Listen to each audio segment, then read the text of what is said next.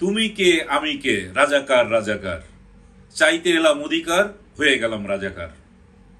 প্রধানমন্ত্রীর এক বক্তব্যে কোটা আন্দোলনকারীদের গোটা স্লোগান এখন চেঞ্জ হয়ে গেছে।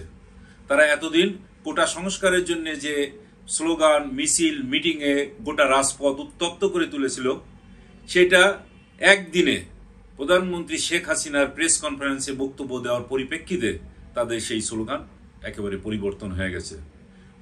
প্রধানমন্ত্রী তার বক্তব্যে গোটা দেশের 18 কোটি মানুষকে দ্বিধা বিভক্ত করে দিয়েছেন। একদিকে কতিপয় মুক্তিযোদ্ধা, আরেকদিকে গোটা দেশবাসীকে রাজাকারে পরিণত করে দিয়েছেন। এটা এখন এমন এক সুদূর প্রসারী চিন্তা থেকে তিনি করেছেন বলে মনে হয়। তার কারণ, তিনি কখনোই উদ্দেশ্যবিহীন কোনো বক্তব্য দেন না। যে আজকে রাজাকার বলে একটি গ্রুপকে, বিশেষ করে দেশের সংখ্যাগরিষ্ঠ মানুষকে এখন উত্তাল সংগ্রামের মধ্যে তিনি ঠেলে দিয়েছেন। ঢাকা বিশ্ববিদ্যালয় সহ সারা দেশের যত পাবলিক বিশ্ববিদ্যালয় ছিল, তারা গতকাল রাত থেকেই তারা উত্তাল এবং স্লোগানে স্লোগানে গোটা ক্যাম্পাস তারা উত্তপ্ত করে রেখেছে। এবং দিনের বেলায় তারা একইভাবে শাহবাগ, বিভিন্ন সড়ক, মহাসড়ক তারা অবরোধ করে রেখেছে। এটা এখন সারা দেশের মানুষের আবেগের জায়গায় চলে আসছে। প্রধানমন্ত্রী শুধুমাত্র শিক্ষার্থীদের যে উত্তপ্ত করেছেন সেটাও নয়, তিনি আর একটি বক্তব্য দিয়ে দুর্নীতিকে তিনি একটা কাঠামোগতভাবে সামনে হাজির করে বলতে চাচ্ছেন যে তার বিরুদ্ধে তিনি জিরো টলারেন্সে চলে গেছেন। তিনি বক্তব্য দেওয়ার সময় বলেছেন তারই কাজের লোক একজন নাকি 400 কোটি টাকার মালিক হয়ে গেছেন এবং তিনি হেলিকপ্টারে চলেন। তার নাম তিনি উচ্চারণ করেন নাই, তবে বাংলা ট্রিবিউন নামক একটা অনলাইন পোর্টালে আজকে তার বিরুদ্ধে নিউজ ছাপা হয়েছে। তার নাম হচ্ছে পানি জাহাঙ্গীর। তিনি পানি সরবরাহ করতেন।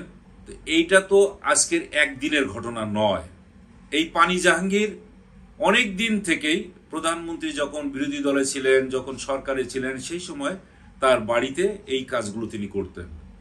তো তার চোখের সামনে দিনে দিনে তিল তিল করে এত কোটি টাকার মালিক হয়ে গেছেন। তিনি চোখে দেখছেন যে তার একজন কাজের লোক হেলিকপ্টারে চড়ছে। শুধু তাই না, গত 7ই জানুয়ারির নির্বাচন, যেটা আমি আর ডামির মধ্যে সীমাবদ্ধ ছিল, সেখানেও এই পানি জাহাঙ্গীর নৌকা প্রতীক নেওয়ার জন্য দরখাস্ত করেছিল। তখন তিনি দেখেন নাই। এখন চারিদিকে যখন দুর্নীতির একেবারে ছেয়ে গেছে সারা দেশ, সেই সময় তার চোখে পড়ছে এবং তিনি একটি কথা বলেছেন যে নিচের লেভেলেই দুর্নীতিটা বেশি হয়। সেটা বলতে গিয়ে তিনি বিসিএসে যে সমস্ত প্রশ্নপত্র ফাঁস করেছে, যে গাড়ি চালক আবেদ আলী, তার কথাও নিয়ে আসছেন। নিচের লেভেলে যে শুধুমাত্র দুর্নীতি হয় বা চুরি চামারি হয়, সেটাই কি শেষ? তাহলে আমরা আজিজ আহমেদ, বেনজির আহমেদ, তারপরে সাবেক পুলিশ কমিশনার আসাদুজ্জামান, এদেরকে কোন ধরনের দুর্নীতিবাজ বলবো?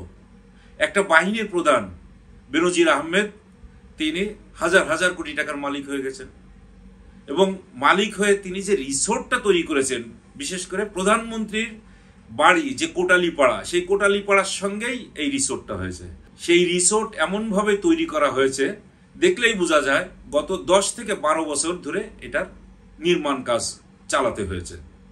তো প্রধানমন্ত্রীর চোখের সামনে কি এগুলো ঘটে নাই?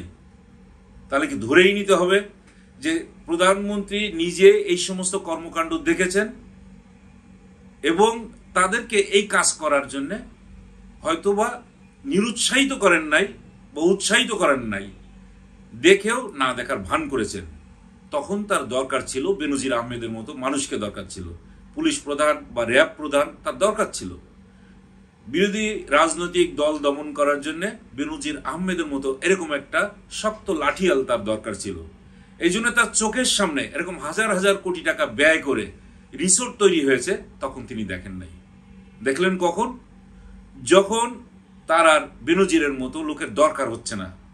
দেখলেন কখন? যখন পত্র পত্রিকায় রিপোর্ট ছাপা হলো যে বেনজিরের ঘরে আলাদিনের চেরাগ, তখন তিনি দেখতে পেলেন দেখতে পেয়ে যে তার বিরুদ্ধে ব্যবস্থা নিয়েছেন এটাও বলা যাবে না। কেননা যখন ব্যবস্থা নিতে গেছেন তার আগেই তার যত টাকা পয়সা ছিল তিনি ব্যাংক থেকে সেগুলো নিয়ে বিদেশে পাড়ি জমিয়েছেন। তার রিসোর্টে যত গরু ছাগল ছিল সেগুলোও তিনি বিক্রি করে বিদেশে পাড়ি জমিয়েছেন। একইভাবে আজিজ আহমেদের কথা বলা হয়, সাবেক সেনাপ্রধান, তার বিরুদ্ধেও দুর্নীতির যখন অভিযোগ উঠেছে পত্রপত্রিকায় কিন্তু বের হয়েছে, কোনো মামলা মোকদ্দমা তিনি করেন নাই। তাহলে বড় বড় দুর্নীতিবাজদের বিরুদ্ধে যে ঘটনাগুলো ঘটেছে এর বিরুদ্ধেও তো তিনি কোনো ব্যবস্থা নেন নাই। এবং এটা শুধু তিনি বলে যাচ্ছেন মুখে, পার্লামেন্টেও তিনি বলেছেন যে দুর্নীতির বিরুদ্ধে তিনি জিহাদ ঘোষণা করলেন, জিরো টলারেন্স তিনি, কিন্তু একটাও তো দেখা যাচ্ছে না। অথচ এগুলো তিনি রাজনৈতিকভাবে ব্যবহার করছেন। প্রেস কনফারেন্সে তার এই ধরনের প্রশ্ন যখন করা হয়েছে তখন তিনি খুবই একেবারে গদগদভাবে এটার উপরে বক্তব্য দিয়েছেন, লম্বা বক্তব্য এবং পলিটিক্যাল বক্তব্য। তিনি বলেছেন বিগত দিনেও নাকি বিএনপির সময় এই সমস্ত দুর্নীতি হয়েছে, প্রশ্নপত্র ফাঁস হয়েছে, এই কথাগুলো বলেছেন। এইগুলো বলে কি নিজের দুর্নীতি, প্রশ্নপত্র ফাঁস এইগুলো কি ঠেকানো যায়? মানুষকে কি অন্যদিকে ডাইভার্ট করা যায়? আর আজকে যে সমস্ত বড় বড় দুর্নীতি হচ্ছে তার বিরুদ্ধে কোনো ব্যবস্থা নিচ্ছেন না। কিন্তু সাবেক প্রধানমন্ত্রী বেগম খালেদা জিয়ার বিরুদ্ধে মামলা করতে তার এক বিন্দু দেরি হয়নি, কিন্তু সেটা ছিল জিয়া অরফানেজ ট্রাস্ট মামলায়, মাত্র 2,10,00,000 টাকার একটা মামলা। সেইটা তিনি তো আত্মসাৎ করেনি নাই, শুধুমাত্র পদ্ধতিগত ত্রুটির কারণে তার বিরুদ্ধে এই মামলাটা তিনি করেছিলেন, আর করে তাকে 10 বছরের কারাদণ্ড দিয়েছেন। এখন যদি আমরা হিসাব করি যে বেনজির আহমেদের বিরুদ্ধে যে হাজার হাজার কোটি টাকার দুর্নীতির অভিযোগ পাওয়া যাচ্ছে, তাহলে তাদের মামলা যদি চলে তাহলে তাদের কত বছর করে কারাদণ্ড হবে? শুধু তাই না, তার কাজের লোকের যে পানি জাহাঙ্গীর, তার বিরুদ্ধে কত বছরের সাজা হবে? কিংবা ওই যে আসাদুজ্জামান বা আজিজ আহমেদ কিংবা মতিউর রহমান, ফয়সাল আহমেদ, যাদের এখন ধরা হচ্ছে, এবং বিভিন্নভাবে দেখা যাচ্ছে যে পুলিশের বিভিন্ন পর্যায়ের কর্মকর্তাদের বিরুদ্ধে মামলা হচ্ছে, মামলা হবে, তাদের কত বছর করে কারাদণ্ড হবে?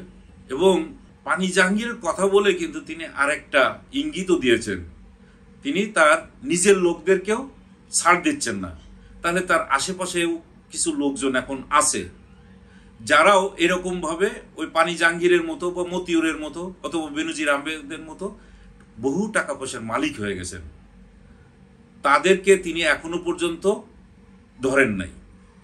তার কথা দিয়েই কিন্তু আমরা বুঝতে পারি যে এই রকম টাকা পয়সা যদি কেউ বানায়, তিনি চোখ বন্ধ করেছিলেন, তাহলে তার আশপাশের লোকজন এরকম টাকা পয়সা বানিয়েছে।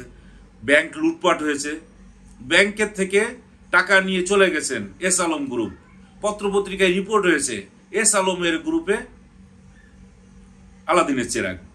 হাইকোর্টের থেকে তার মামলা তদন্ত করার জন্য বলা হয়েছে, তার বিরুদ্ধে তদন্ত পর্যন্ত স্থগিত করে দেওয়া হয়েছে। এটাও আইনের মাধ্যমে ওই আদালতের ঘাড়ে বন্দুক রেখে কিন্তু কাজগুলো করা হয়েছে। তারপরে তার আশপাশে অনেকেই থাকেন যারা হাজার হাজার কোটি টাকা ঋণ নিয়ে আর পরিশোধ করেন না, তো ওনার আশপাশে আছে না, এবং একেবারে আপনজনরাই আছেন। তাদের বিরুদ্ধে তিনি কবে ব্যবস্থা নেবেন?